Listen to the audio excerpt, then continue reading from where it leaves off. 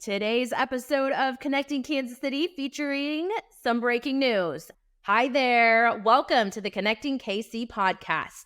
I'm Rachel Kilmer, also known as Rach the Realtor on the internet, where I love, connecting all things KC.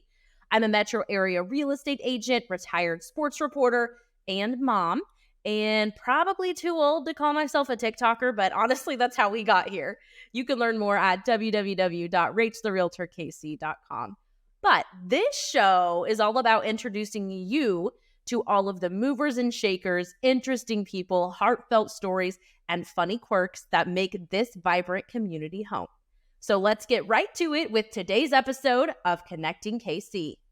I am so excited to share that I was voted the Pitch Magazine's best real estate agent in Kansas City. It's such an honor. Super excited. It's my first time winning the award.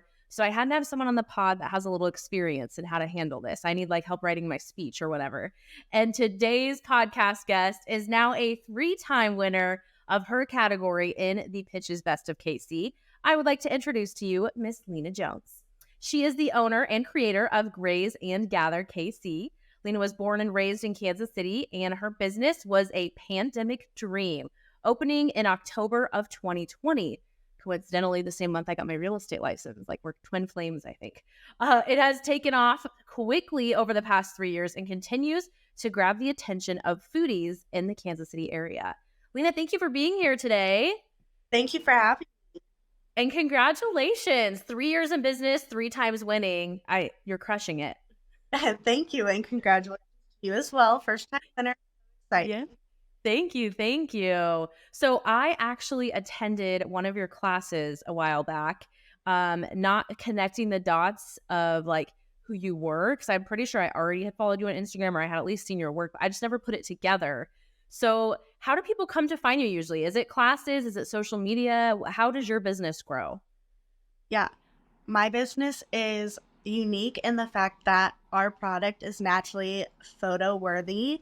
And so most of the time people are seeing a photo of some of our work, and that's how they're finding us. So yes, Instagram is super popular, Facebook, all the social media, and word of mouth is huge for us. That's awesome. So tell me, take us back to 2020, as much as none of us want to go back there. What led to this business being launched? Why was this your dream? Where were you before this started? Tell us the whole story. Yeah. 2020, what a time, right? It feels like a dream. It didn't actually happen.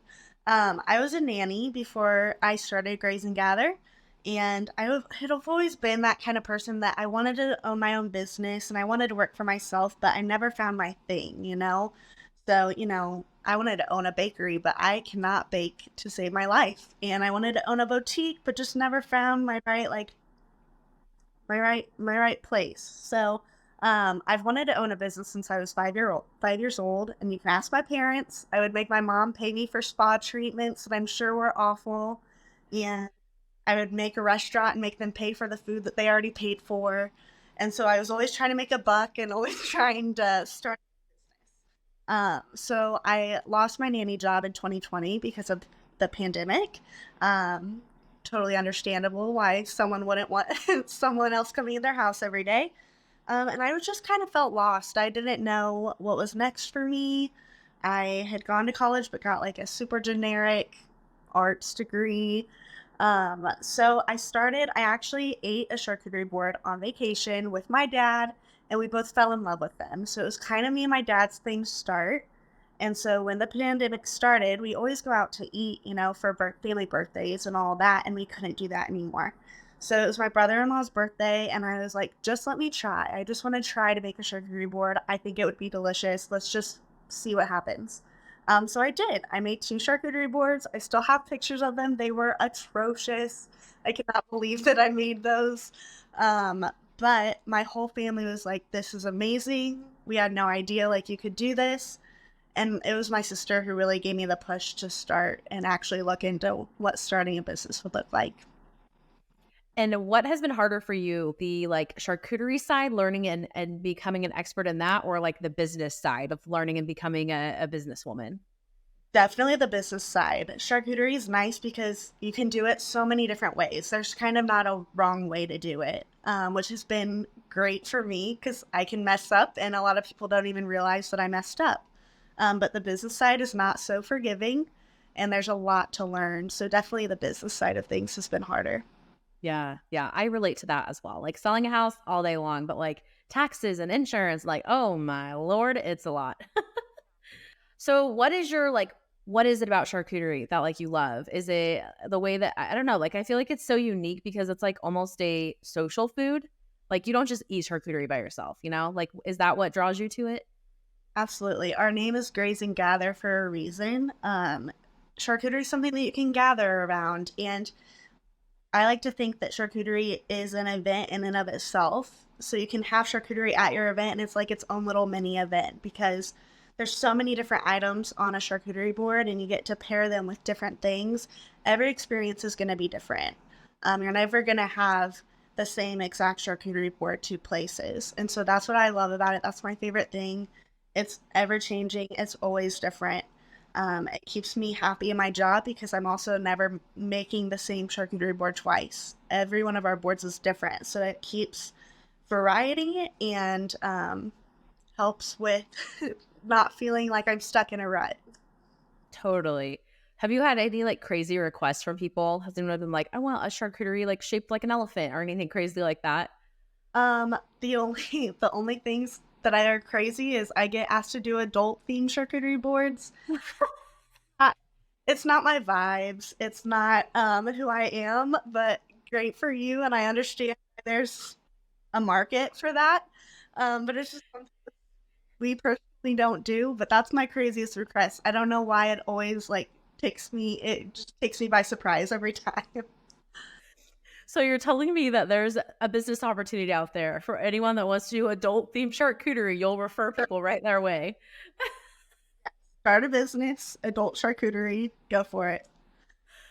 We'll I get that is absolutely hilarious. I 100% see it though. Like yeah, it's the like I can see like a bachelorette party being like, oh well, we need charcuterie, but it has to be on theme. Like exactly. Lots. yeah. Oh my gosh. I've seen so many like memes online and like TikToks that are like people or like millennials love charcuterie because it's the grown up lunchable. False or fact? 100% fact. Yeah, absolutely. Where do you get your products for charcuterie? Because like for me, when I'm like, I want to have like a cheese board at home, I'm overwhelmed when I go to the store and like pick stuff out. Like, what's that process like for you? And where do you go to buy it? Kind of pull back the curtain for us. Yeah. We are at a really unique place as a business where we have enough volume in orders where we should be wholesaling our products, but we don't have enough refrigeration space to wholesale our products. We can meet minimums, but we can't store the minimums that are required for us to wholesale. So I'm just like you. If you go to make a charcuterie board, you might see me shopping. My go-tos are Costco, Aldi's, Trader Joe's, pretty much anywhere you would think of for charcuterie items. I'm there. I'm buying. Sam's Club. But we also get opportunities to partner with other local companies, which is really exciting. We just started a new partnership with Alma Creamery. They're in Alma, Kansas, and they make their own cheeses and all of that. And so we are super excited because they're also on the smaller scale. They're really working with us as far as, I don't have to buy 8 cases of something in order to work with them, which has been great. And then we get like the local feel, local cheeses, and they carry amazing jams and jellies. So I'm always looking for opportunities like that where we can source locally. Yeah, that's awesome. Have you ever been to Green Dirt Farm in Weston? Oh my gosh, their cheeses are incredible.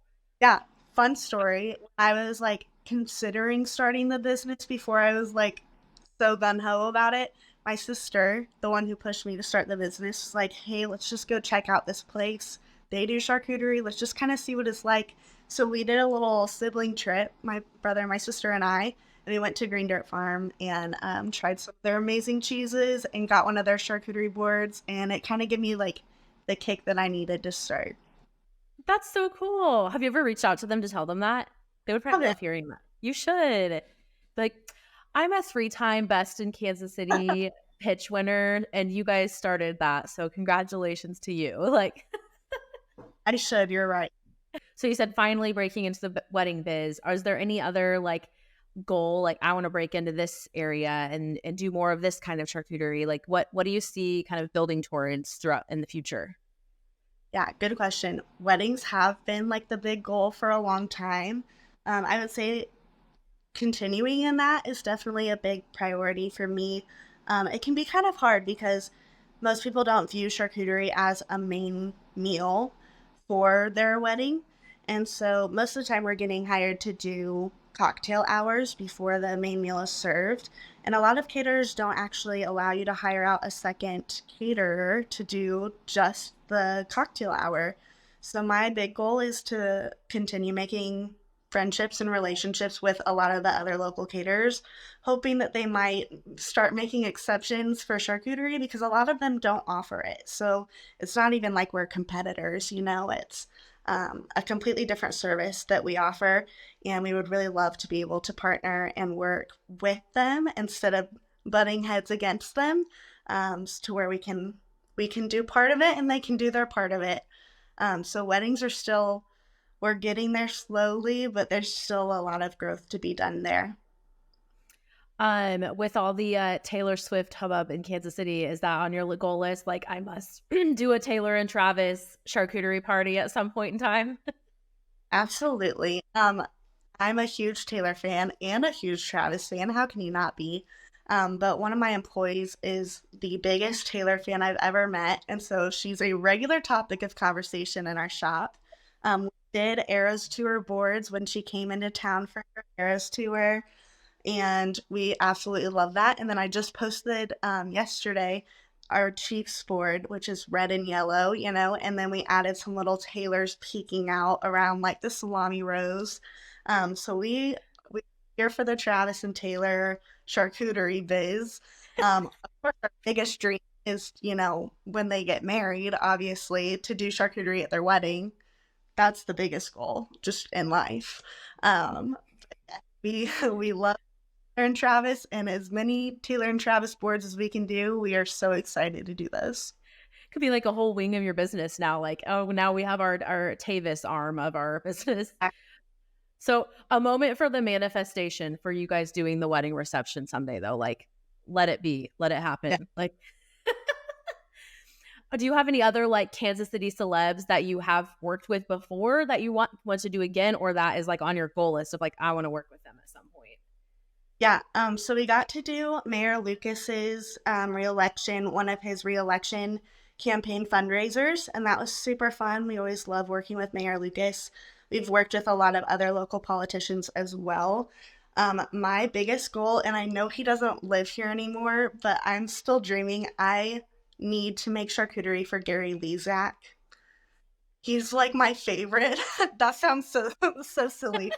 I'm Gary Lezak. So if I could ever make him charcuterie, I would cry.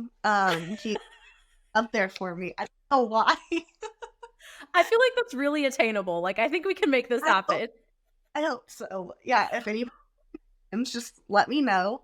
But yeah, all the local celebrities, the local people, we would love to work with. Any of the news station people or Chiefs players, Royals players, current players, sporting Yeah. players, all the people, we would love that. I love it. So I just have to know, like, Gary's board, is it like his face made out of salami? Like, what have you envisioned what Gary's charcuterie board would look like? Good question. I don't know that I could pull off his face on a board, but my initial thought is like his dog, Sunny, and I'm blanking on the other one, but doing like a board themed around his dogs because I know how much he loves his dogs, and so like doing a little Sunny portion where it's all yellow and orange. Yeah, Oh my gosh, I love it. Dream big, girlfriend. Dream big. Shoot for the stars. What is it with Kansas Cityans though, and like our local celebrities? It's like it cannot be like this in other cities where it's like the weatherman like gets stopped in the street. Like, yeah. It's all the meteorologists. Yes, Ryan yes, stoked about that too, you know? Why is it like that? yeah. I I don't don't know. We're so weird.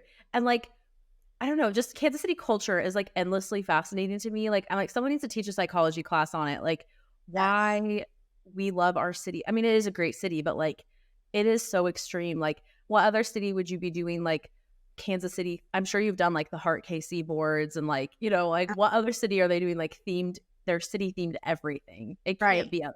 So much pride. I love it. So great. Yeah, it's so fun. Is there a certain kind of charcuterie that you like besides like adult themes that you don't enjoy doing? Like as the mass scale ones, are those really stressful for you, or like really small ones more stressful? Like what's like the one that you're like, oh gosh, I don't know about this one.